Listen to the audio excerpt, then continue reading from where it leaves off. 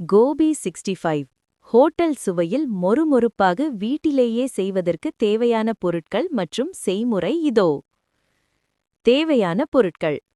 முக்கிய பொருட்கள்: காலிஃப்ளவர் ஒரு நடுத்தர அளவு, சிறிய துண்டுகளாக நறுக்கியது.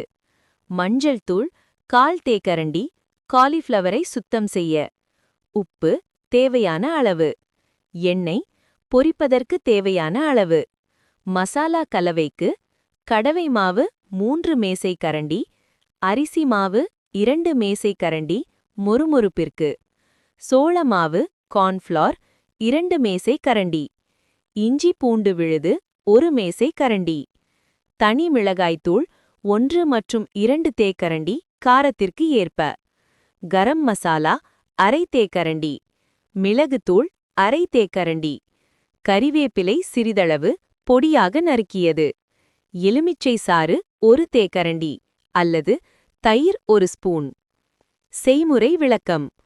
சுத்தம் செய்தல். ஒரு பாத்திரத்தில் தண்ணீர் ஊற்றி சிறிது உப்பு மற்றும் மஞ்சள் தூள் சேர்த்து கொதிக்க விடவும். அதில் நறுக்கிய காலிஃப்ளவர் துண்டுகளை போட்டு 2-3 நிமிடங்கள் வைத்துவிட்டு பின் நீரை வடித்து தனியாக எடுக்கவும். முழுமையாக வேகவிடக் கூடாது. மசாலா கலத்தல்.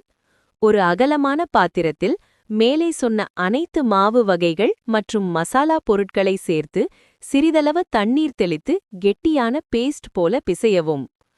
ஊற வைத்தல். சுத்தம் செய்த காலிஃப்ளவர் துண்டுகளை இந்த மசாலாவில் சேர்த்து நன்றாக பிரட்டவும்.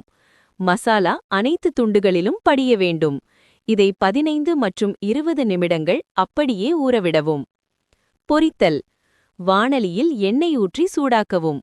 எண்ணெய் காய்ந்ததும் காலிஃப்ளவர் துண்டுகளை ஒவ்வொன்றாக போட்டு மிதமான தீயில் பொன்னிறமாகும் வரை பொரித்தெடுக்கவும். தாளிப்பு.